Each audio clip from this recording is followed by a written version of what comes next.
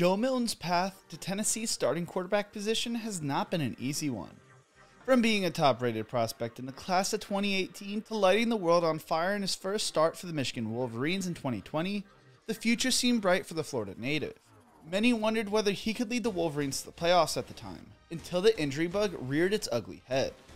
After losing the starting job to Cade McNamara at Michigan and transferring to Tennessee, where he sat behind Hendon Hooker for 2 seasons, Joe Milton will finally get his chance to prove he is the real deal. But how do we get here? You won't want to miss this one. Joe Milton III was born in Pahokee, Florida on March 6, 2000, and he and his mother would move to Orlando when he was in his freshman year of high school. Milton showed flashes of his talent early in his high school career. Going into high school though, Milton credited his uncle and other Pop Warner coaches for helping him grow into a man and developing him as a quarterback. Kyle Hayes took over as head coach for Olympia High School in 2015 and realized that he had a special quarterback on his hands. That was not what his original thoughts on Milton were at first though, as he told the Sentinel, "When I first met him, he told me he was a wide receiver, but I saw him throwing the football around during a parent meeting. I asked him, 'What position you play?' He said, 'Wide receiver,' and I was like, 'Yeah, okay.' Then I got him in practice, and like the second day of practice, I told him, 'Hey, throw this 10-yard out pattern from the opposite hash. That probably is one of the hardest throws to make,' and he zipped that thing right in there. So I eased him into it, but I already knew he was going to be a big-time quarterback." Milton became the starter for his high school when the then starter was unable to establish consistency. He impressed many with his size as he stood at 6'4" and weighed 210 pounds at the time. He told the Orlando Sentinel, "People never wanted to put me at a different position. They just knew put me around the ball and I just wanted to have fun. Like when I first came to Olympia, I knew quarterback was my position. I never really looked at going to receiver nor any other position because I could control the ball." Milton wasn't given the starting role as a freshman at first because they had a senior quarterback at the time who was told it was his job to lose. Well, said senior quarterback would lose the job.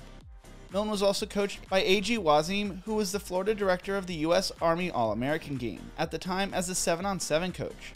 Wazim took Milton and several other prospects on a bus tour during the summer of 2016, where Milton would impress Wazim and coaches alike. Wazim told The Athletic, "We were at South Carolina and Joe was standing at the 20-yard line. I ran down to the other goal line and called for the ball. He got it to me standing still, like it was nothing. He got an offer that day." Even back then, there were things Joe could do physically that a lot of NFL quarterbacks just can't do. Throughout high school, Milton would complete passes that would make Patrick Mahomes blush, and his recruitment quickly exploded. Hayes recalls how intense the recruitment process got for his young quarterback after one season as the starter and a summer of extensive camp appearances. Milton finished said season throwing for 1,115 yards and 8 touchdowns, while also rushing for 3 touchdowns on the ground. Joe Rexrod from The Athletic wrote back in August of 2021, that included, as Hayes recalled it, nearly 4 hours in one meeting in his office with Heupel, then offensive coordinator for Missouri, that led the SEC and ranked 13th nationally with 500.5 yards per game in 2016. As a junior, Joe Milton threw for 1,543 yards and 17 touchdowns and competed in the Elite 11 that following offseason, where he cemented himself as one of the best young quarterbacks in the country. He finished his senior year throwing for 1,317 yards, 10 touchdowns, and 6 interceptions, while also rushing for 262 yards and 5 touchdowns on the ground. Coming out of high school, according to 24/7 Sports Composite, Joe Milton was a 4-star recruit who was the 9th best pro-style quarterback and 204th best player in the 2018 recruiting cycle, standing at 6'5" and weighing 230 pounds. He received over 25 different Division I offers from the likes of Florida, Georgia, LSU, Miami, and Michigan. Ultimately, Jim Harbaugh and Michigan, spearheaded by then passing game coordinator Pep Hamilton, landed Milton's commitment in May of 2017 over Georgia and Florida. Hayes told The Athletic Joe really liked Pep Hamilton. He was a huge part of his recruitment, game changer. And Milton liked Coach Harbaugh too, a quarterback guy, coached in the NFL, played in the NFL, so if you want to be an NFL quarterback, why wouldn't you like him? Michigan loved Milton too, who quickly impressed when he arrived on campus at Michigan. According to scouts, his game pointed to his athleticism, which allowed him to pick up extra yards with his legs and extend plays when the pocket broke down.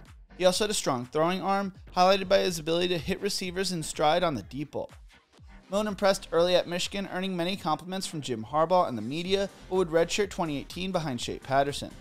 That offseason, Milton, fellow Michigan quarterback Brandon Peters, and 2025 quarterback prospect Jackson Hamilton, Pep Hamilton's son, started getting extra work in with Michigan-based quarterback coach Donovan Dooley. Dooley was a former college coach and a friend of Wazim. Dooley founded Quarterback University in 2010 and continues to work with Milton throughout his college career. Things didn't start off very well though, because at first he was not very impressed with Milton. He saw how much of a quote-unquote specimen he was, but he felt Milton needed reps and refinement.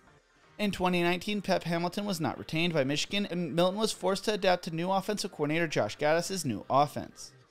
He sat behind Shea Patterson for a second season in a row that season, but beat out former four-star recruit Dylan McCaffrey for the starting quarterback job in 2020.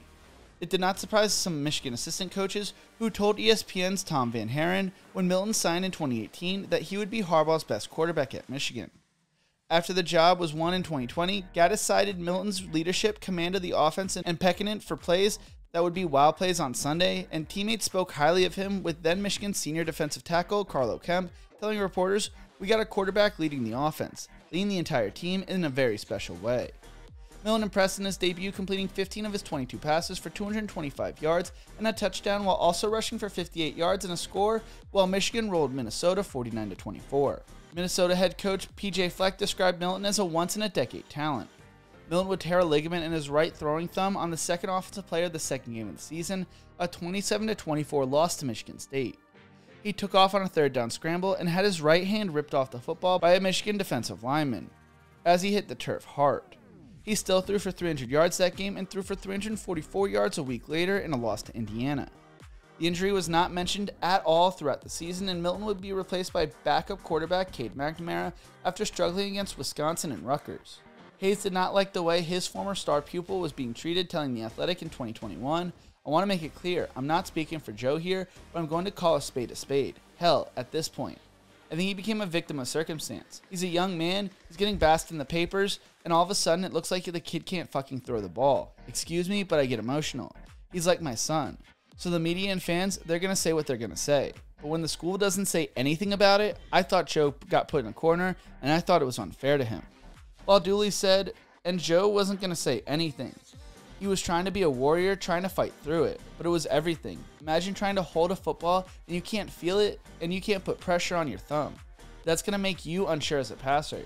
You look how well he played at Minnesota, and then people are asking, why did he have such a drop-off after that? Well, come on, man. Why do you think that happened? That January, the Detroit News posted a picture of Milton wearing a cast and reported a thumb surgery. After the season and after graduating in 3 years from the University of Michigan, Milton decided to transfer to Tennessee. He arrived in Tennessee with Virginia Tech transfer Hendon Hooker as well, and they proceeded to compete in the quarterback battle during camp. Milton would ultimately win the starting job, leading the Vols to a win over Bowling Green, but getting hurt in a loss to Pittsburgh. Hooker came in to replace Milton and impressed enough to hold on to the starting job. The narrative that formed over the last 2 years has been that Milton lost the job to Hooker. Milton was quick to point out at SEC Media Day in Nashville this summer that he didn't lose the job to Hooker. Instead, Milton noted that he was injured and couldn't play. Milton told the press, "I was hurt. I couldn't go back in the game no more." So Hendon did his job. He went in there, he executed, and he kept the offense rolling. What can I say if the coaches chose to stick with Hooker? I mean, he did his job. He never held any animosity towards Hooker or the coaching staff for the way things were handled the past 2 years, and he continued to prepare week in and week out as if he was the starter, although he sat behind Hooker. During the South Carolina game in 2022, Hooker sustained a season-ending knee injury, which led to Milton starting the rest of the season. In his first start against Vanderbilt, he threw for 147 yards and a touchdown in a 56-0 win, while also leading the Volunteers to a 31-14 win over number 7 Clemson in the Orange Bowl, where he earned MVP honors for the game behind his 251 passing yards and 3 touchdowns. After the injury to start his Tennessee career, Milton began to wonder whether he was good enough to play at the Power 5 level for about a week. He looked himself in the mirror a week later and began to regain his confidence.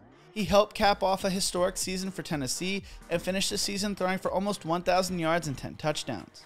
Now this team is unquestionably his after Milton sat and waited his turn. There's a lot of hype for Milton and Tennessee heading into the season. Can the Vols build off the 11-win campaign? Can Tennessee sustain success and keep plugging along after losing so many key players to the NFL? Is Joe Milton truly the guy people think he can be? People are projecting Milton as a top prospect for the 2024 NFL Draft, comparing him to Anthony Richardson. Brandon Owen from Volunteer Country wrote back at the beginning of July, Richardson measures out at 6'4" and 240 pounds, running a 4.43 40-yard dash at the NFL Combine. He also has immense arm talent with a ton of downfield upside. Similarly, Milton stands at 6'5" and 243 pounds. He ran a 4.8 second 40 at the 2018 Elite 11. though the number may be outdated. The real draw is Milton's arm, which isn't every bit as strong as Richardson's. Milton's sheer arm talent has wowed even Peyton Manning, one of the greatest NFL quarterbacks of all time. The legendary signal caller stated that a 40-yard throw takes a flick of the wrist for Milton. An NFL scouting director raved about his arm, calling it one of the strongest football arms he has ever seen. That physical profile is enough for many scouts to view Milton as a potential first-round pick in next year's NFL draft. I don't know what will happen to Tennessee or Joe Milton this season, but I'm excited to see what he could do this season. But what do you think? Where will Joe Milton be taken in next year's NFL draft? And what do you think his numbers will look like this season? Let me know in the comment section below. If you enjoyed this video, make sure to check out one of my other videos right here. Don't forget to leave a like and to subscribe for more college football content. Thank you so much for watching, and as always, remember to embrace the grind.